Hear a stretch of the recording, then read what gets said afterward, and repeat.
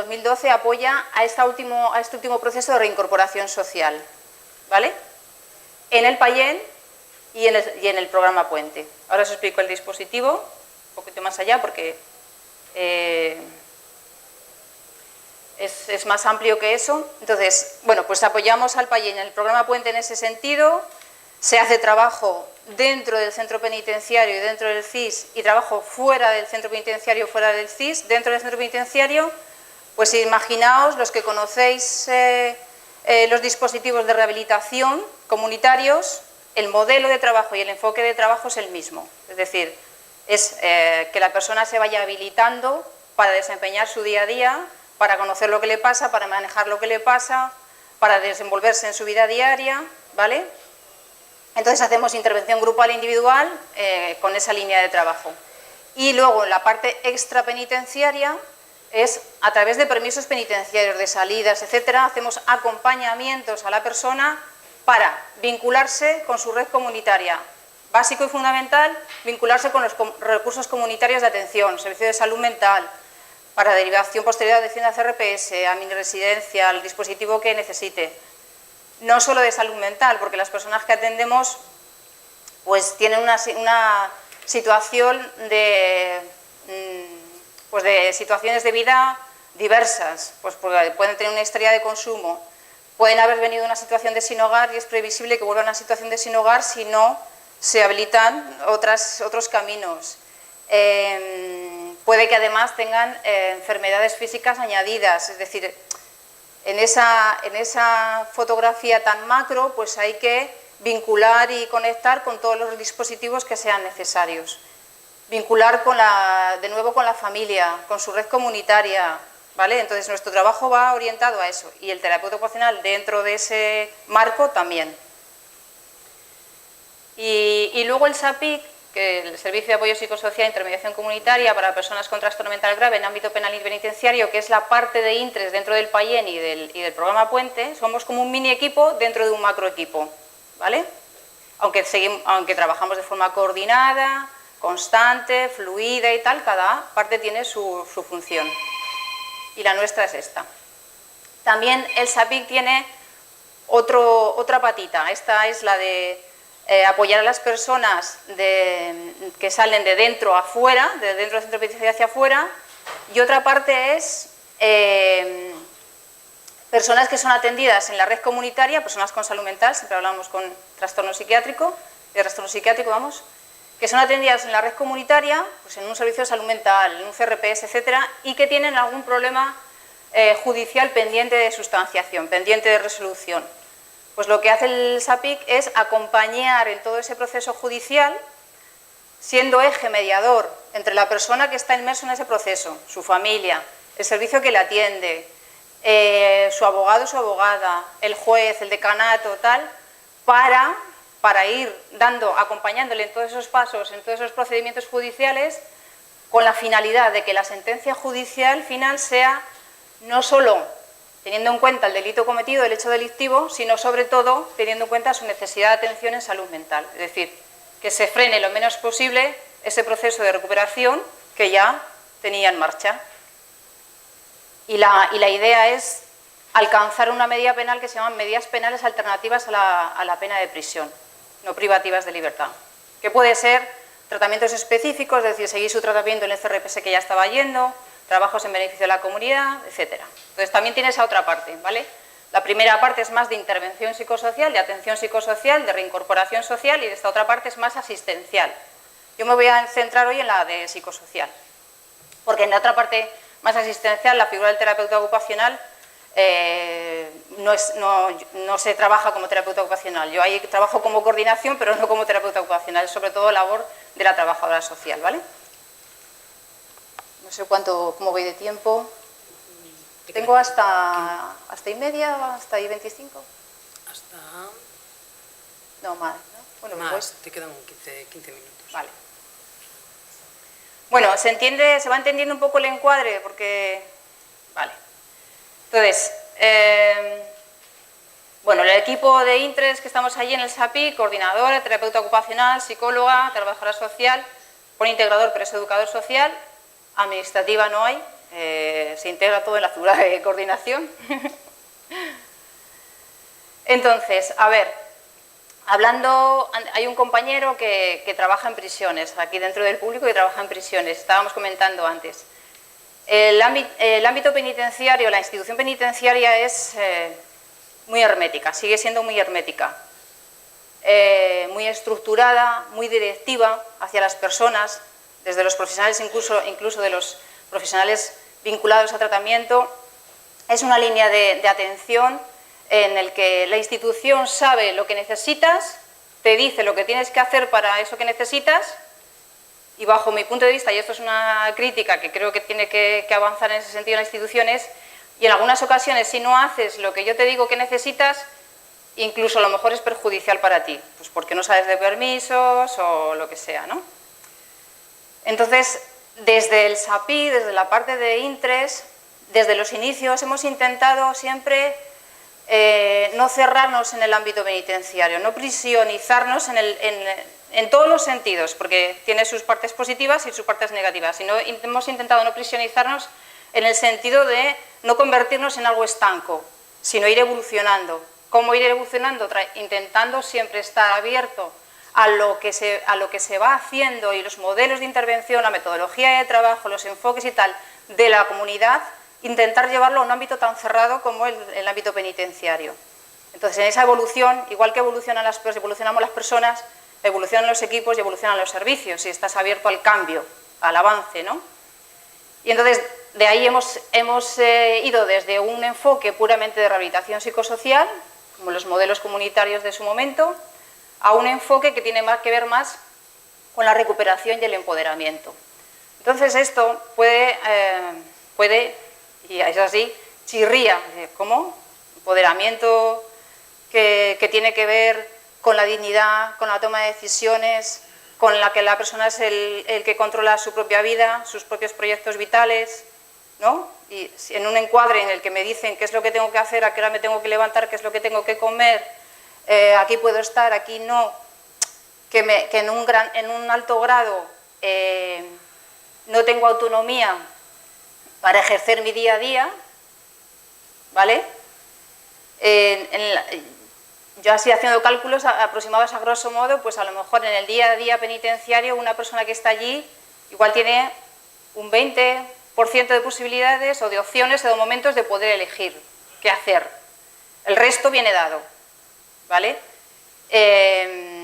Entonces, trabajar eso en ese ámbito tan cerrado, pues es como que a veces choca. Y hay que tener mucho cuidado,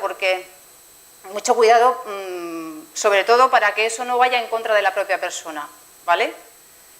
Porque si la persona determina, en el trabajo que estás haciendo terapéutico, determina que tiene que salir para arreglar sus trámites bancarios o sanitarios fuera y demás, y se lo plantea desde un punto de vista demandante, eso en una institución como esta puede sonar a reivindicativo,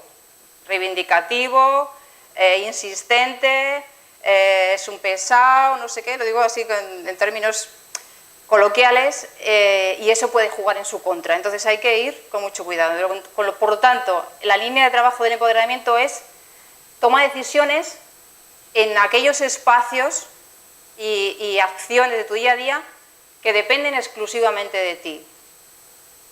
Es decir, pero toma conciencia de que tú tienes esa capacidad de decisión y de orientación de lo que quieres hacer. Lo que puedas llevar a cabo aquí, lo llevas a cabo aquí, y lo que no, lo tendrás que llevar a cabo después, cuando ya estés fuera, ¿vale?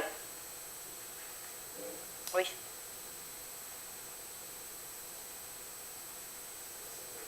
Sí, cuando quieres decir muchas cosas es difícil sintetizar.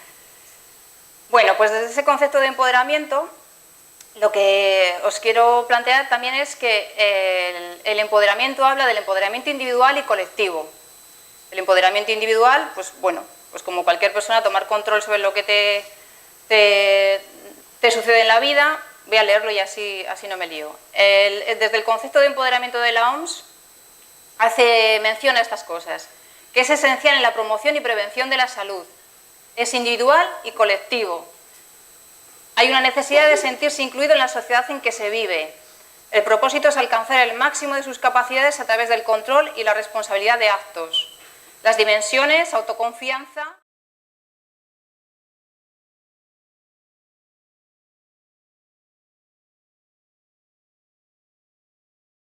ámbito de la terapia ocupacional, trabajar todo esto.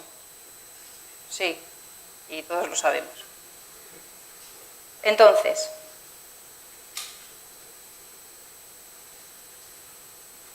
esto lo voy a pasar un poquito más.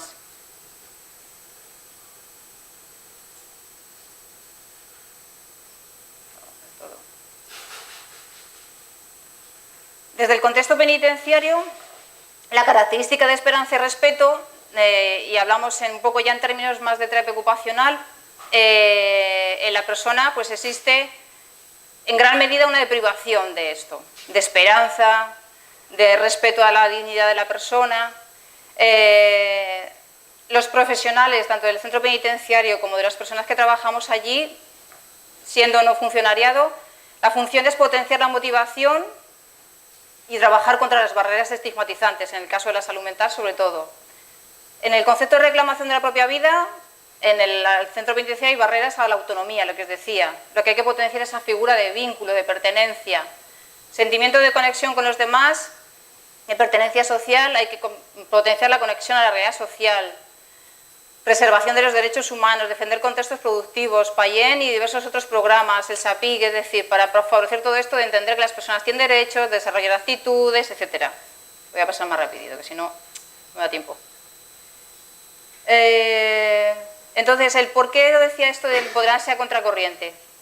Desde el PAIEN, vamos de lo macro, hemos hablado de la institución penitenciaria, vamos al PAIEN, un programa diseñado para atender a las personas con enfermedad mental dentro de la propia institución penitenciaria, sigue teniendo una filosofía de atención y atención más directiva, es decir, si atiende a la dignidad de la persona, si atiende a que la persona tiene que potenciar sus capacidades, etcétera, que hay que darle una atención, etcétera, pero sigue siendo un modelo más directivo también, ¿vale? Y la filosofía de atención del SAPIC, vamos más a lo micro, es una filosofía de atención e intervención centrada en la persona, en la recuperación, en el empoderamiento, ¿vale? Y la terapia ocupacional dentro de ese SAPIC, todavía más a lo micro, la filosofía de atención es centrada en la persona a través de la actividad significativa y propositiva, entendiendo el proceso de empoderamiento tanto individual como colectivo desde el encuadre de los niveles de desempeño ocupacional del ser humano, exploración, competencia y logro. Pues nos suena a todos, ¿no? No estoy hablando de nada que no conozcamos. Y centrado en la identificación de intereses, reconstrucción de la identidad, elección de ocupaciones y toma de decisiones.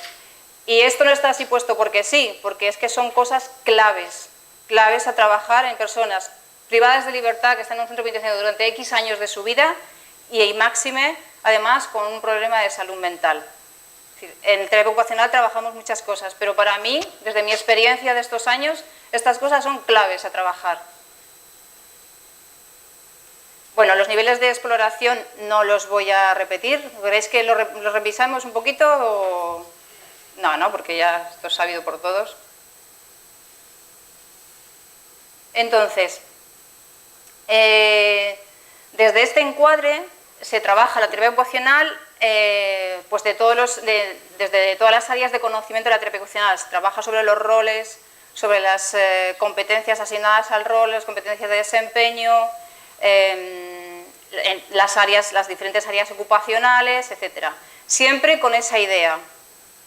Yo estoy aquí, estoy a tu nivel. Tú eres el experto de tu vida y yo se supone que soy experta en algo que es la terapia ocupacional. Y entonces compartimos, pero el que avanza eres tú, no yo. Yo avanzo en mi vida, pero en tu vida avanzas tú tomas las decisiones. Teniendo mucho cuidado en esto que decía antes, ¿no? De tomar las decisiones, pero no te pierdas del contexto en el que estás. Que no se te vuelva en contra, sino en lo que tú puedes ir tomando decisiones. Es un poco como la educación de un hijo, ¿no? En la educación de un hijo se va de mínima autonomía a máxima autonomía y el rol parental es ir facilitando esa autonomía. Pues es un poco lo mismo, ¿no?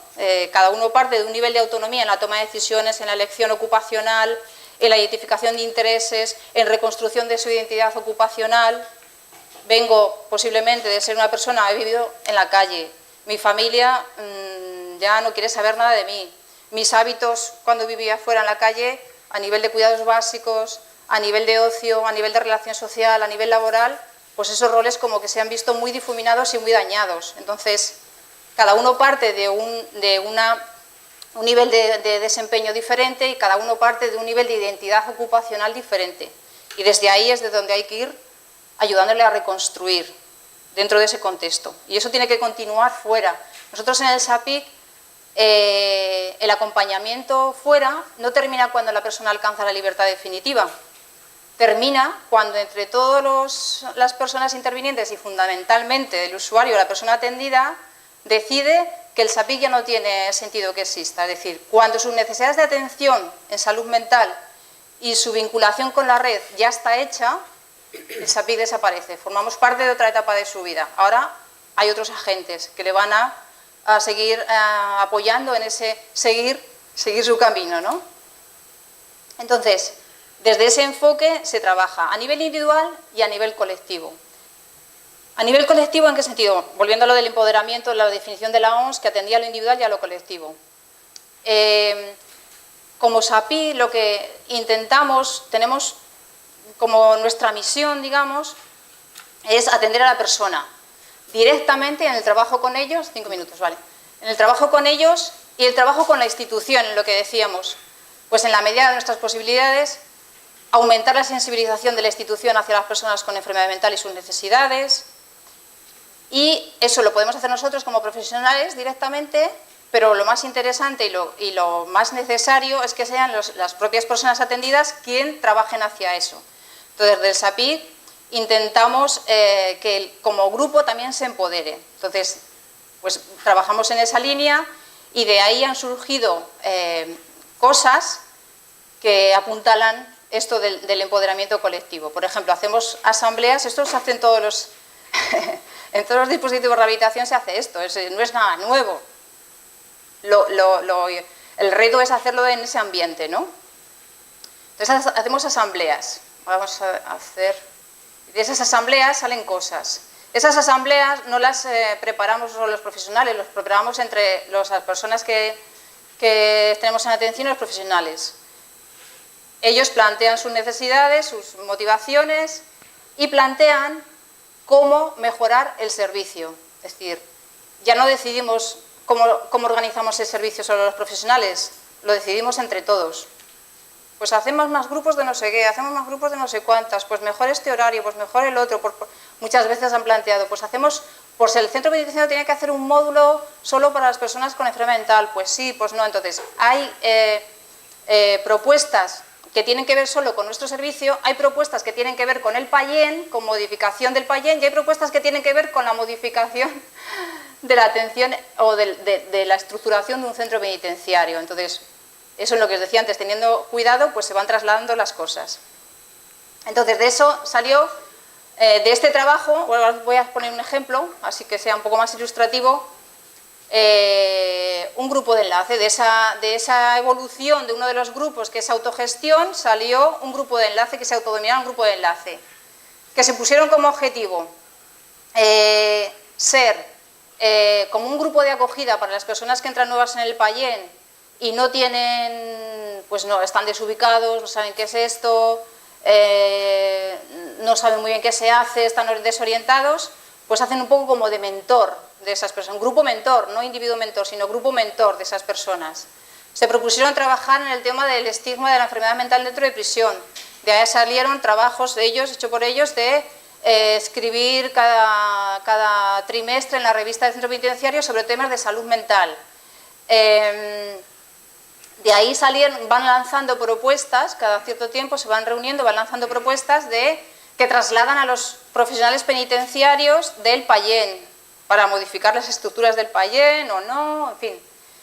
Y también salió un grupo, salió la propuesta de hacer un taller de ocio, que servía un poco esto como de acogida, para esas personas que entran nuevas en el PAIEN y necesitan, pues bueno, vincularse con lo que es la intervención del PAIEN, lo grupal, Entonces es un taller de ocio que llevan ellos, el grupo de enlace, los usuarios, con otros usuarios que están en una etapa de exploración, esos nuevos usuarios, y ellos como grupo de enlace están en una etapa de logro, porque no solo son competentes en lo que hacen individualmente y en grupo, sino que se plantean un nuevo reto, que es ser mentor de otros.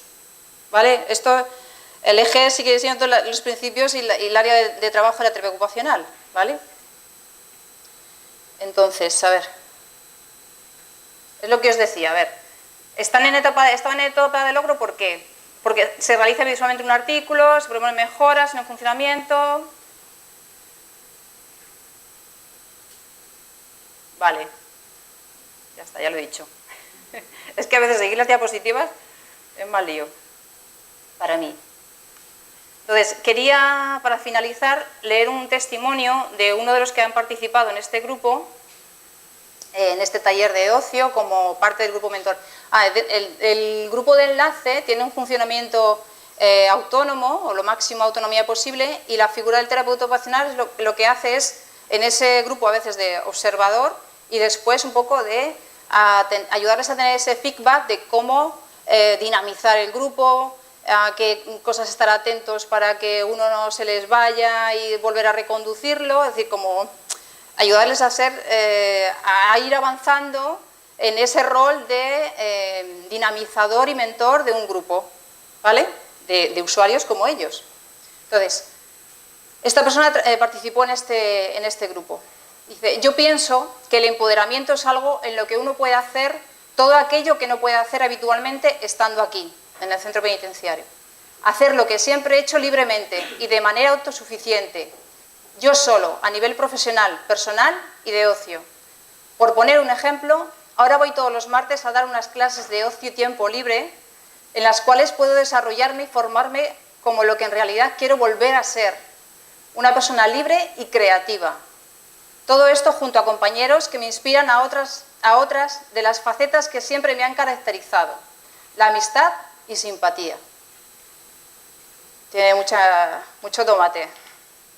Con lo cual, como conclusión, la terapia ocupacional dentro de este contexto, dentro de esta línea de empoderamiento y de recuperación, en un contexto que a veces choca con esta idea, bajo mi punto de vista, se trata de crear espacios de desempeño ocupacional, crear espacios de oportunidad, crear espacios para volver a ser yo, ser persona. Esto lo han dicho ellos, Esa es mi conclusión, pero son conclusiones que han sacado ellos. Crear espacios para poder disfrutar con la vida, con mi vida, crear espacios para recuperar la dignidad, crear espacios para sonreír, es decir, crear espacios para poder ser a través del hacer, que para mí es la esencia de la terapia ocupacional. Y nada más, muchas gracias. Creo que el tiempo...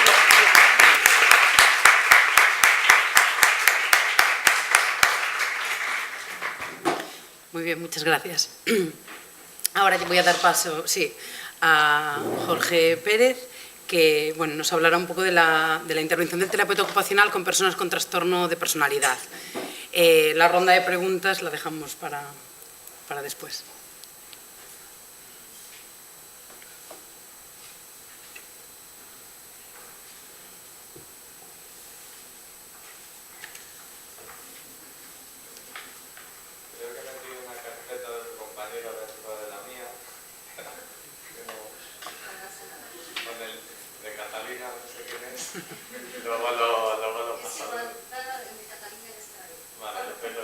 En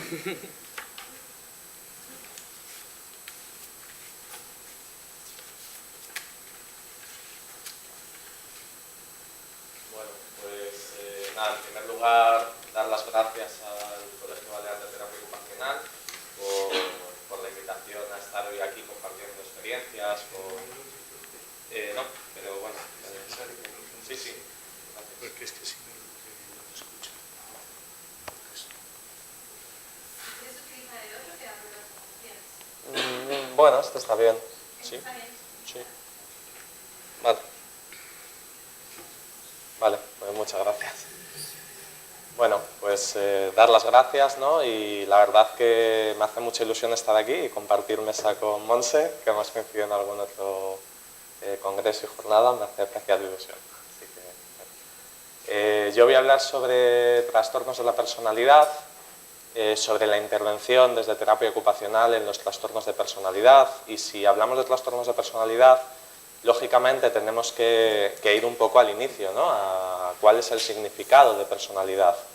Una de las definiciones que a mí más me gusta de trastornos de personalidad es aquella que hace Milon, que nos dice que este patrón complejo de características únicas de la persona, que tiene un reflejo en lo que uno siente, en cómo uno piensa y cómo actúa, es decir, en esta cadena que tiene que ver con la emoción, el pensamiento y la conducta, tiene una repercusión en las áreas de funcionalidad de la persona. Si nos vamos a la definición que hace el DSM-5, también el DSM-4, la CIE-10, de lo que son los trastornos de personalidad, nos habla cómo esta rigidez en la estructura de personalidad provoca un malestar clínicamente significativo y también hay afectación de las áreas de funcionamiento. Si hablamos de áreas de funcionamiento o de áreas de desempeño ocupacional o de áreas de ocupación desde terapia ocupacional, tenemos que hablar de la intervención comunitaria fundamentalmente en estos trastornos, en las áreas de educación, trabajo, ocio y participación social, sin olvidar aquellas necesidades de intervención en actividades básicas e instrumentales de la vida diaria que también tenga la persona.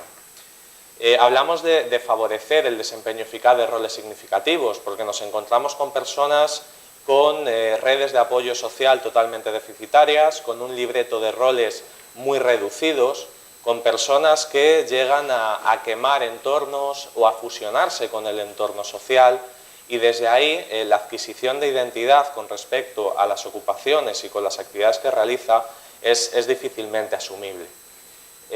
Cuando nos encontramos también con personas con pues en ocasiones, ¿no?, con una falta de estructura interna, el estructurar los hábitos y rutinas diarias permite a la persona encaminarse hacia una variante más funcional de sí misma.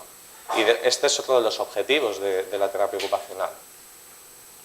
Por supuesto, tenemos que hablar de mantenimiento y mejora de funciones, de destrezas, en este caso de destrezas de comunicación e interacción social fundamentalmente, porque son personas que en ocasiones sí que tienen muy buenas competencias personales, pero en el funcionamiento social, en el funcionamiento en sus áreas de ocupación, es donde existe un área totalmente deficitaria. Y desde terapia ocupacional tenemos que contribuir a la creación de entornos, que a la vez sean estimulantes y seguros donde la persona pueda ensayar otras formas de funcionar en las actividades, en las ocupaciones, para posteriormente poder generalizar estas formas de hacer en su vida diaria en el resto de ámbitos. Por supuesto, implicando, ¿no?, a amigos y familiares en el caso de que quieran contribuir a este proceso de recuperación. A nivel volitivo, si no hay oportunidades de participación, nos hablaba antes Montse de estas tres etapas, ¿no?, de exploración, competencia y logro. Nos encontramos en ocasiones con personas que continuamente están explorando actividades, pero sin llegar a esa fase de competencia, porque es una exploración, abandono, una exploración, abandono, exploración, problema, y al final la adquisición de logro es muy complicado en esta dinámica, ¿no?, diaria. Y el objetivo que compartimos con el resto de profesionales, prevenir el deterioro psicosocial de la persona y lograr el máximo nivel de funcionalidad posible sin olvidarnos de la adquisición de significados en las ocupaciones.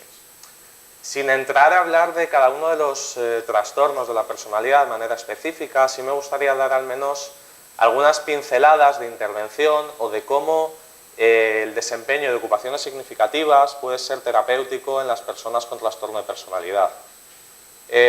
Por hacer referencia, en primer lugar, ¿no?, por ejemplo, al trastorno paranoide de la personalidad y esa vivencia del mundo totalmente amenazante, esa vivencia en la que cualquier imprevisto puede ser peligroso, el que la persona pueda sentir competencia, pueda sentirse eficaz en las ocupaciones que realiza, le da una percepción de control de la situación que hace que esa necesidad de hipervigilancia, esa posición defensiva ante el mundo, se pueda mitigar. Y desde ahí, esa bajada, ¿no?, de defensas cognitivas hace que la persona pueda funcionar en la actividad de otra manera.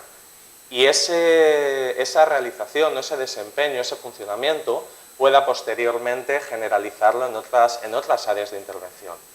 Este sentimiento de competencia y autoeficacia, si hablamos del esquizoide, por ejemplo, que son en ocasiones personas con una autoimagen un tanto devaluada, el sentirse competente puede hacer que la percepción que tenga de sí mismos le permita atreverse a participar. Porque en ocasiones, bueno, hablo de atrevimiento, pero en ocasiones en el trastorno esquizoide hay una falta de deseo en la participación, ¿no? Entonces, el proveer este equilibrio entre ocupaciones de carácter individual y de carácter grupal, donde la persona se sienta validada, se sienta aceptada, que si no desea participar en actividades grupales no tenga por qué hacerlo, y buscar actividades de carácter individual donde pueda ser funcional y pueda tener su propia vida, va a ser fundamental. La identificación de intereses. Aparentemente en el trastorno esquizoide hay una falta de motivación intrínseca, que esto no es cierto, que cuando la persona realmente identifica algún interés, aunque no haya una manifestación externa, sí que vemos pequeños comportamientos, ¿no? Como la toma de decisiones, el elegir una actividad o una forma de llevar a cabo la actividad. Eso nos indica cierta motivación. Por lo tanto, el identificar intereses en sí mismo ya es terapéutico. Porque muchas veces, si no hay una acomodación pasiva ante las exigencias del entorno, ante las actividades que le provee el entorno, entonces esa toma de decisiones va a ser fundamental en este trastorno. Y si hablamos también del paranoide, ¿no? Cuando hablamos del trastorno esquizotípico, con estas distorsiones perceptivo-cognitivas, en ocasiones esto hace que no pueda centrar la atención en la tarea. Como desde terapia ocupacional el poder ayudar o acompañar a la persona a centrar la atención en la tarea, en el aquí y ahora, en lo que se está realizando, va a ser que vamos a poder contribuir a que la persona sea más funcional, y más si cabe cuando puede presentar alteraciones a nivel de funciones ejecutivas y podamos desde nuestro ámbito poder contribuir a la planificación, a la secuenciación, a la toma de decisiones en las actividades que realiza.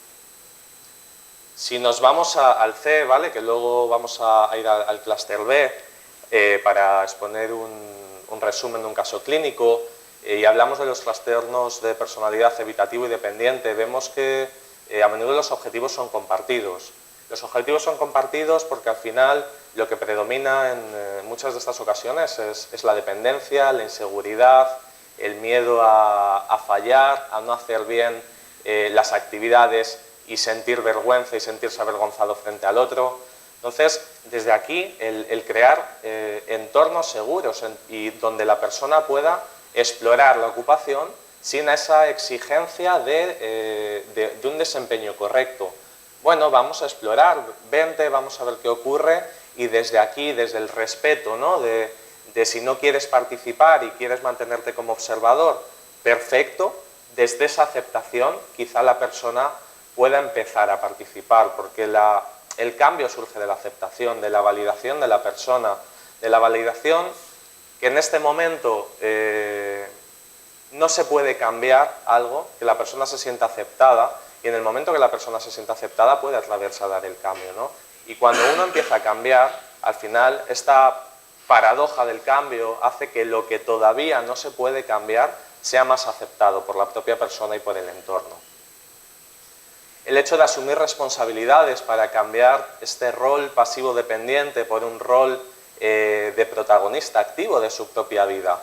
Bueno, pues si el problema es la dependencia o la evitación, vamos a ponerlo encima de la mesa, ¿no? Con la persona, oye, pues mira, este es el principal problema, ¿no? Que estamos identificando. Pues desde aquí yo te invito a tomar decisiones, a asumir responsabilidades, poco a poco en las actividades que realizas, y luego iremos generalizando en otras áreas de ocupación, en tu vida, en la funcionalidad. Y si hablamos del obsesivo-compulsivo, del trastorno de personalidad obsesivo-compulsivo, esta pretensión de ser el paciente perfecto, porque al final son estructuras de personalidad que se guían mucho por los valores normativos, los valores, todo lo que tiene que ver con la moral, con lo normativo, con el seguimiento de normas, y esto muchas veces pues hace que pues al final no disfrute de la actividad, que se centre tanto en el cumplimiento de normas, de lo que tiene que ser, de cómo tengo que llevar a cabo la actividad, y ahí el disfrute desaparece.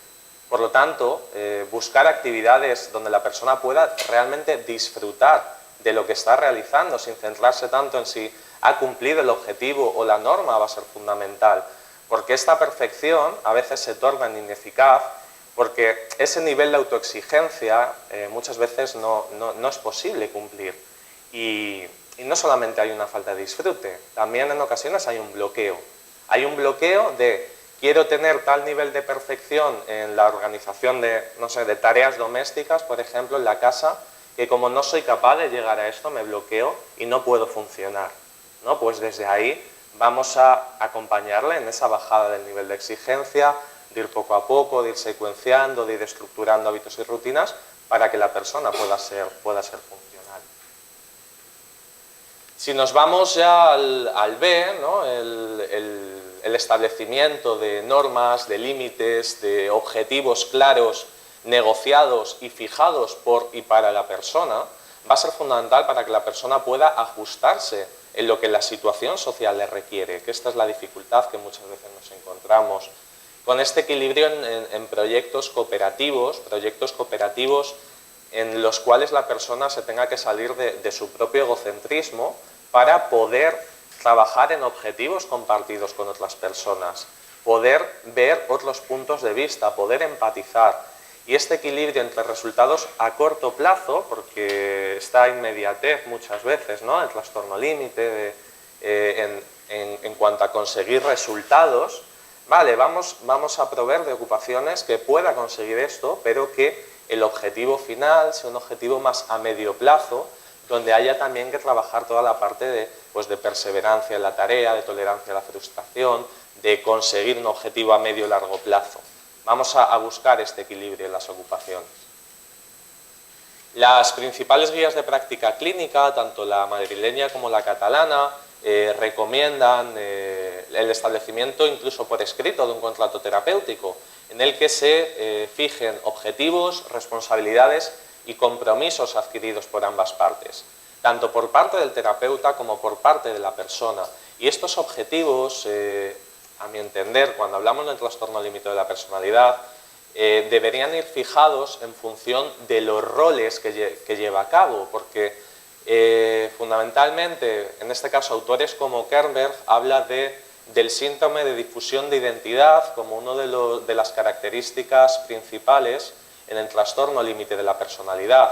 De este síndrome de difusión de identidad, de esta dificultad para identificar valores, creencias, intereses, dificultad para establecer metas y objetivos vitales, y esto lógicamente genera una menor resistencia a la ansiedad, al estrés, al control de impulsos. Y si hablamos de identidad personal, lógicamente los roles que uno desempeña en su vida están muy ligados a la identidad personal, están muy ligados a la identidad ocupacional en función de las actividades que uno realiza. Las actividades guían los roles y los roles guían la identidad, por lo tanto, la fijación de objetivos deberían ir encaminados hacia el cumplimiento de esos roles, de una manera cualitativa del cómo desempeño estos roles y de una manera cuantitativa a aumentar el libreto de roles de la persona, que en ocasiones es muy deficitario. Millon nos dice que el acto de reflexionar y marcar objetivos favorece el desarrollo de la identidad necesaria para llenar el vacío interior. Es el vacío crónico, ¿no? Más característico de las personas con trastorno límite, que también se dan en otros muchos trastornos, pero el simple hecho de que la persona reflexione acerca de sus valores, de cómo la reflexión de cómo sus valores guían la toma de decisiones en la elección de actividades, de cómo esas actividades le ayudan a construir los roles y a partir de ahí la identidad, ya va a ser terapéutico en sí mismo. La búsqueda de significados en las actividades. En este caso también tenemos que hacer referencia al modelo alternativo que plantea el DSM-5 sobre trastornos de personalidad. Nos habla precisamente de esto, de cómo la rigidez y la estructura de la personalidad, la gravedad del trastorno de la personalidad va en función no tanto de la sintomatología, sino de la funcionalidad, de cómo a nivel intrapersonal la adquisición de una identidad y de una autodirección en cuanto a la toma de decisiones, de tener claros sus valores, sus intereses, sus objetivos y perseguirlos, indica la gravedad de la patología en la estructura de la personalidad. Y ahí, lógicamente, los terapeutas ocupacionales tenemos mucho que decir en esta adquisición de la identidad y de la funcionalidad de este trastorno. Sí me parecía, bueno, pues, útil traer un pequeño resumen de un caso clínico, ¿vale? Para ver también cómo debemos, desde terapia ocupacional, con este tipo de trastorno, a mi entender, buscar ese equilibrio entre autoconocimiento y funcionalidad, porque al final las actividades, las ocupaciones, son oportunidades de autoconocimiento para la persona. Como uno funciona en una actividad, es como funciona en su vida. Y si precisamente el cómo funcionas en tu vida es lo que te está trayendo problemas y es lo que hace que no seas funcional, es lo que hace que estés aislado, vamos a ver cómo funcionas en la actividad y vamos a intentar funcionar de una manera un poco diferente, validando lo que ya hay para que puedas generalizar esto en tu vida. Pues en este caso es un hombre de 36 años que presenta trastorno narcisista de la personalidad y trastorno bipolar, que en las últimas semanas pues, ha aumentado hay un consumo de tóxicos, una mala adherencia a la medicación. Trabaja como monitor deportivo y profesor de artes marciales en un gimnasio y bueno, pues debido a la alta conflictividad laboral, con compañeros, con la autoridad, con clientes, múltiples problemas, quejas de los clientes de que les trata mal, pues bueno, termina perdiendo el empleo. Esto se une a una ruptura sentimental y pasa de vivir solo a tener que volver a vivir en casa con sus padres. Esto genera una alta conflictividad familiar, lo que hace que haya un abandono de la medicación, empieza a ponerse en manifiesto sintomatología maníaca con ansiedad, insomnio, gastos excesivos, conductas auto y heteroagresivas, y ante la falta de contención familiar, unido a ideas continuas de autolesión, de suicidio, pues termina ingresando en la unidad de hospitalización breve. Esta unidad de hospitalización breve trabajábamos con personas. Bueno, yo ahora estoy de excedencia en la práctica clínica, me estoy dedicando a tiempo completo a docencia universitaria, por eso hablo en pasado en este caso, ¿no? En esta unidad, para personas con enfermedad mental en fase aguda y subaguda, ingresa consciente, irritable, con sintomatología maníaca, con difícil manejo al inicio, unido también a su propia estructura de personalidad narcisista. Y en la evaluación, mediante una entrevista semiestructurada basada en el modelo de ocupación humana, más una administración del listado de roles y de intereses, se incluye a la persona en diferentes programas terapéuticos de la unidad, pero vemos que la actividad, lógicamente, con mayor potencial rehabilitador es la actividad deportiva, porque es no solo una ocupación significativa, sino que está muy ligada a su rol de monitor deportivo, de entrenador de artes marciales, al área laboral, al área educativa, ¿no? y a su propia identidad de lo que uno es.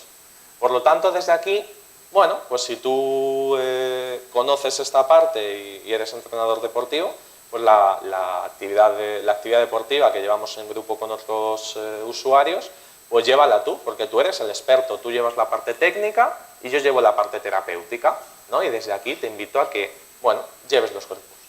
Claro, esto puede resultar un tanto paradójico, porque una persona que se siente por encima del resto y precisamente le colocas en ese papel, ¿no? De poder dirigir y poder llevar a cabo una actividad, hay cierto riesgo de favorecer este anclaje en sus patrones disfuncionales de personalidad. Hay cierto riesgo de hospitalismo también, que se encuentre tan refugiado en la actividad dentro del hospital que no quiera salir al exterior, que es su vida y recuperarla, ¿no? Pero también hay un beneficio en el cual le proveemos a la persona de una oportunidad de autoconocimiento, de una oportunidad de ver cómo está funcionando, porque esto es lo que haces en tu vida. ¿Y qué ocurrió? Pues lógicamente empezó a tener problemas con otros usuarios, que en un entorno supervisado, cuando analizamos la vivencia posterior a la actividad, ¿no?, y nos sentamos en grupos, pues le comenzaron a decir que se habían sentido menospreciados, que no realizaban bien la actividad y que él, en vez de ayudarles, les había machacado. Conmigo pues hubo ahí como un solapamiento, ¿no?, en el asumir la directividad o no del grupo, en el liderazgo del grupo, ¿no?, en trastorno narcisista. Yo aquí, claro, también esto implica un trabajo personal de, bueno, claro, mi propio ego, mi propio narcisismo, de decir, bueno, claro, si es que yo estoy para acompañar, pero también, ¿no?, hay que marcar límites y hay que jugar ahí, ¿no?, y qué me está pasando a mí cuando esta persona, ¿no?, pues hay una lucha, ¿no?, ahí. Entonces, este es un riesgo, pero también es el beneficio, porque cuando analizamos y las otras personas le pueden devolver desde la horizontalidad de, oye, me estoy sintiendo agredido por ti, esto ya es terapéutico en sí mismo, porque no está viniendo de mí, está viniendo de sus propios compañeros, y desde aquí le estamos dando la posibilidad de ver que esto es lo que le ocurre en su vida diaria, y que asuma esto es lo que le ha hecho perder el trabajo, y esto es lo que le ha hecho tener conflictividad familiar, esto es lo que le ha hecho perder probablemente también, ¿no?, a la pareja o encontrarse totalmente aislado. Y desde aquí podemos, vale, gracias, podemos ensayar otras formas de llevar a cabo la actividad. Venga, pues en el siguiente día vas a quedarte en un segundo plano, más pasivo, a ver qué ocurre. Lógicamente, todo, los mecanismos pasivo-agresivos empezaron a surgir, a boicotear el liderazgo de otros grupos, de otras personas. Bueno, pues lo analizamos, vamos a ver qué está sucediendo. Y desde aquí yo te invito a participar de otra manera o simplemente a autoobservarte y ver qué repercusión funcional tiene esto, ¿no?, en tu día a día. Bueno, pues vimos algo parecido al vídeo, ¿vale? Bueno, ahora vimos algo parecido a este vídeo. Bueno, yo soy un poco friki de la televisión, del cine, y yo lo utilizo, ¿no? Un segundito.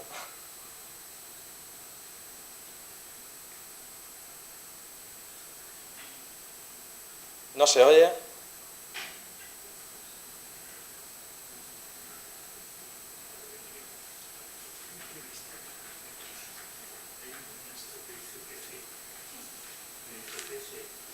¿Qué?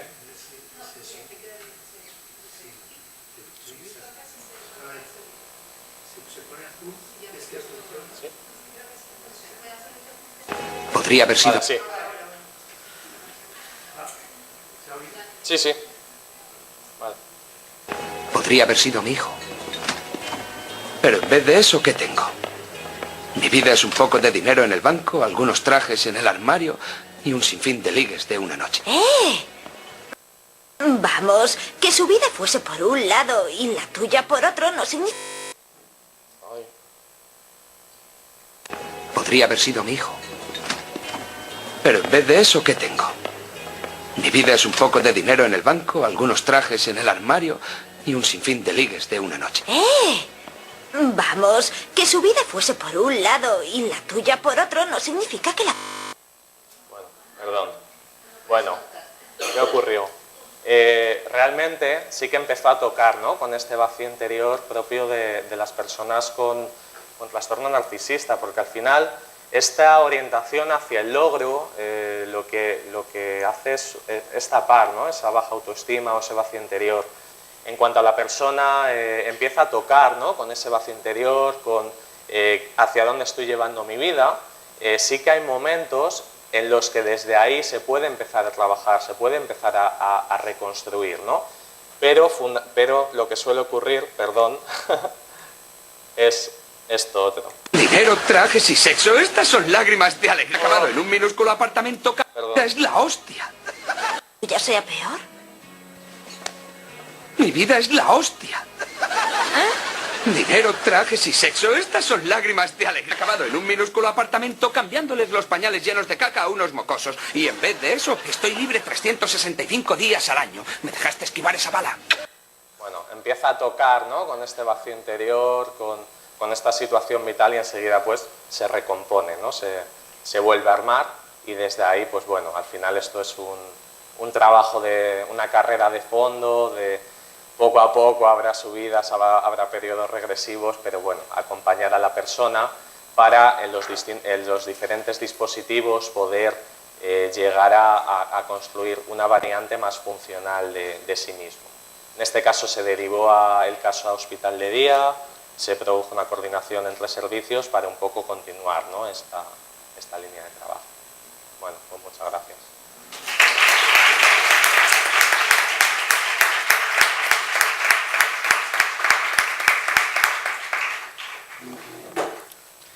Muchas gracias. Bueno, agradeceros un poco vuestra intervención, que nos hayáis acercado un poco más a la intervención o a aquellas personas que están en riesgo, que padecen una disfunción ocupacional y que, bueno, como sabéis, en Baleares, por ejemplo, en el ámbito de prisión, no se cuenta con el programa de PAIEM, lo desarrolla el GREC en la actualidad, pero no cuenta con terapeutas ocupacionales.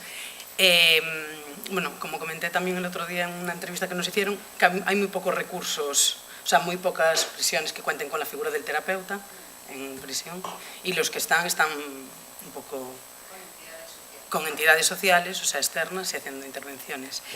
Y bueno, y en trastorno de personalidad, aunque no hay recursos específicos actualmente en Baleares, que es un poco, es algo que se intenta poner en marcha o a través del plan estratégico, es una de las líneas que se quieren desarrollar, pues las intervenciones se hacen en los distintos recursos un poco, y también con las dificultades que hay a veces para intervenir por el tipo de pacientes que son, ¿no? que generan así un poco están constantemente explorando, constantemente abandonando, y a veces es difícil mantener una línea de intervención.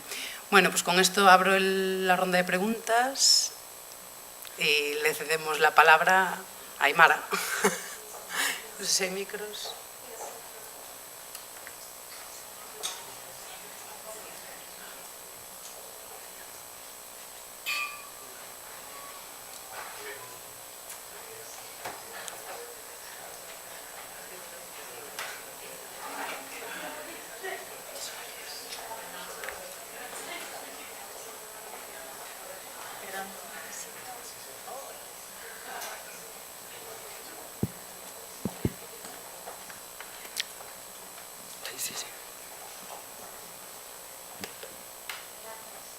Bueno, mi pregunta es para Jorge. A lo mejor es por el tema de que yo también trabajo en salud mental, y era comentarte un poco cuando tú hacías tu práctica clínica, cómo te desenvuelves en dos situaciones con los trastornos de personalidad.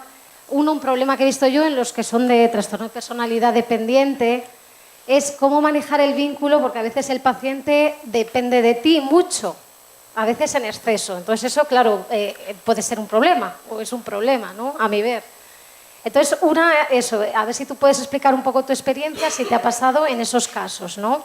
Y luego el otro sería en los trastornos límite de personalidad.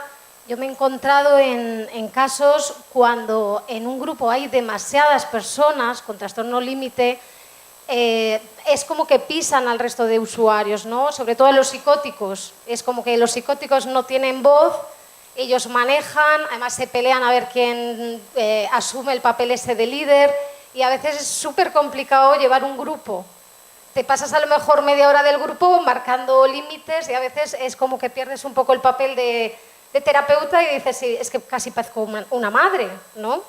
Entonces, para saber un poco, ¿no? El trabajo tuyo personal, porque yo creo que ahí es donde uno tiene que trabajar más, ¿no? Sabemos los objetivos, a trabajar con ellos, pero es cómo elaboras tú eso, ¿no? Cuando te vas a tu casa o termina la terapia, decir, bueno, a lo mejor estoy creando un vínculo, o qué he hecho yo para que esa persona en los trastornos de dependencia o trastorno de personalidad dependiente se ancle tanto a mí, ¿no?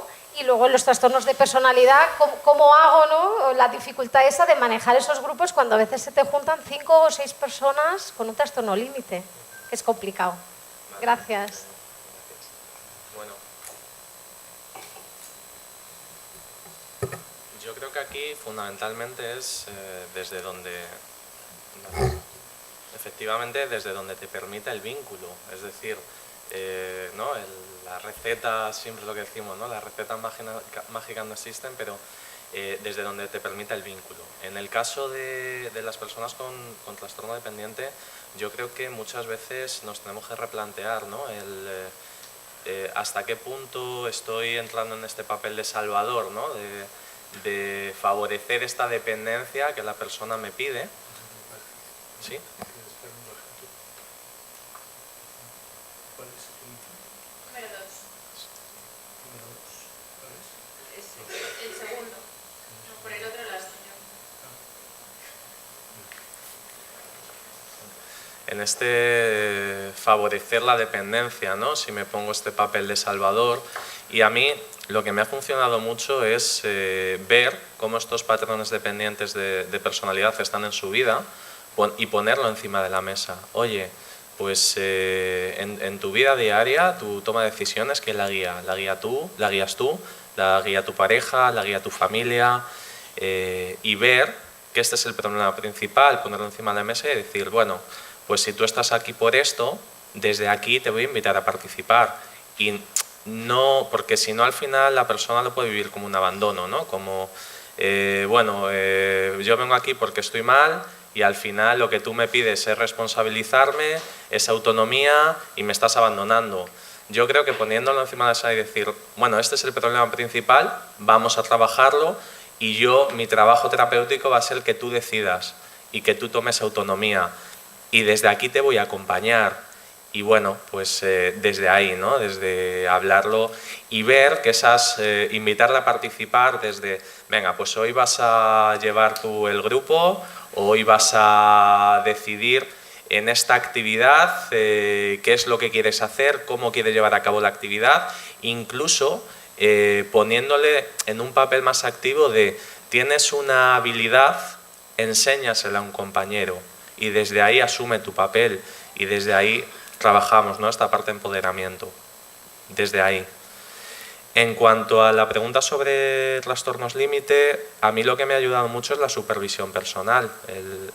Bueno, yo cuando me empecé a interesar por los trastornos de personalidad era desde el no entender qué les ocurría, por qué personas que aparentemente tienen muy buenas destrezas, competencias, parecen totalmente funcionales, luego no terminan de funcionar, ¿no? Y en este caso el paradigma del trastorno límite a mí lo que me implicaba era mucha supervisión personal y quizá por eso también empecé la formación en terapia Gestalt, porque había cosas que a mí se me escapaban de lo que estaba ocurriendo en el grupo, del manejo emocional, y bueno, pues aquí ya ensayo y error muchas veces.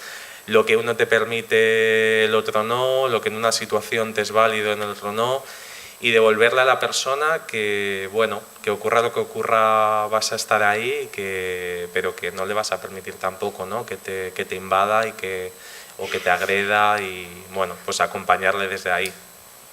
Muchas gracias. Mira, solo para acabar, lo que han decidido donde yo trabajo, que es en el Hospital de Día de Psiquiatría, bueno, ahora mismo no trabajo, pero bueno, en el Hospital de Inca, es como que no sé si esto tendría que ser así o está estipulado un número concreto de pacientes con este diagnóstico. O sea, para que no manipulen todo o no intenten pisar al resto de usuarios, es como que cuando ya hay un cupo, un número determinado de pacientes de trastorno personalidad límite, no coger más para no impedir que los grupos funcionen. Yo no sé si esto a ti te ha ocurrido, si lo has visto en otros dispositivos. Yo conozco esto de algunos hospitales de día en la Comunidad de Madrid, esta especie de cupo, ¿no? Para poder mantener el clima terapéutico, pero en nuestra unidad no existía este criterio. Tú trabajabas en hospitalización. Sí, agudos y subagudos. Claro, sí, yo te hablo ya desde hospital de día. Nosotros esto no lo teníamos, pero bueno, me parece en cierto modo coherente también. Si me permites, sobre esta pregunta, en el Payén se atienden trastorno de la esfera psicótica y de personalidad también, casi un 50-50, y luego trastornos afectivos. Entonces, nuestra experiencia, no podemos elegir cupo porque es lo que hay, pero nuestra experiencia sí que, no por número de personas, pero sí por funcionalidad y funcionamiento de esas personas, intentar encontrar el equilibrio, ir ajustando para encontrar el equilibrio. La experiencia, pues hay tantos trastornos de personalidad como personas tienen ese trastorno. Quiero decir que no por el hecho de tener un trastorno de personalidad, ese diagnóstico se da por hecho que va a funcionar de determinada manera, ¿no? Habrá que ver cómo funciona esa persona para ver si encaja, si no encaja, si construye en el grupo, si minimiza potencialidades de otros o no. Entonces yo creo que no tanto por número, sino por funcionamiento de las personas, independientemente del diagnóstico o la etiqueta diagnóstica que tenga. Y luego, por otro lado, nuestra experiencia es que es una oportunidad de oro para trabajar la empatía, para trabajar la ayuda al otro, para trabajar ese rol que decía Jorge, de salir de tu egocentrismo y mirar al otro como persona capacitada con sus potencialidades y que además tú le puedes aportar cosas y él te aporta cosas, por mucho que le veas divagando en su mundo interno, ¿no? Entonces, yo creo que, pues eso, que es una oportunidad de oro para eso, y yo personalmente por número no lo haría por funcionamientos personales y encontrar el equilibrio de todos esos funcionamientos personales diversos que hay en ese grupo. Y trabajar más como proyectos de cooperación, como habéis dicho, ¿no? Claro. Bueno, pues muchas gracias. Yo creo que lo otro ya es como un trabajo interior, lo que has dicho tú, ¿no? Sí. Que a lo mejor es lo que nos falta a nosotros, que no tenemos una supervisión personal o no tenemos Claro. a alguien por encima. Yo ¿no? creo que Una con los figura trastornos dependientes se puede caer mucho en la compasión. Ahí sí, y en el otro caso... Y en el otro de los en la no límites, comprensión. Es como un amor-odio a veces, ¿no? Que Claro, dices, bueno, hasta hay aquí que tengo comprender, sí, siempre hay que sí. comprender, pero no compadecer. Ajá. Porque cuando compadecemos anulamos. Exacto. Comprendemos, y lo que dice Jorge, ¿no? Te comprendo, pero además que creo que tú puedes hacerlo y lo vas a hacer, ¿no? Pues muchas gracias. Vale. Si hay alguna Cosita. pregunta concreta de un minutito, una, concretita. Bueno, yo voy a dirigir una pregunta a los dos, ¿vale? Que casi que me toca hacerla también, ¿vale? Aquí en Baleares estamos empezando a elaborar el Plan Estratégico de Salud Mental previsto para 2016-2020 y uno de los puntos donde se le está dando más importancia es todo el tema del estigma y el autoestigma. La pregunta es la siguiente, me imagino que lo tenéis en cuenta en vuestro trabajo diario, pero ¿estáis haciendo algún tipo de acción concreta en relación a este tema? Me Sí. quedo aquí. En concreto, en la Comunidad de Madrid ya se lleva tiempo potenciando este tema. Se han creado diferentes plataformas de lucha en la que están presentes las personas atendidas, primero, sus familiares, los profesionales con los que trabajan, y luego otros agentes de la comunidad concreta en la que te encuentres. Por ejemplo, el Payén y nosotros como SAPIC también participamos en una que está en la zona suroeste de Madrid, que comprende los municipios de Navalcarnero, El Álamo, San Martín de Valdeclés, es decir, unos pueblos que es una mancomunidad.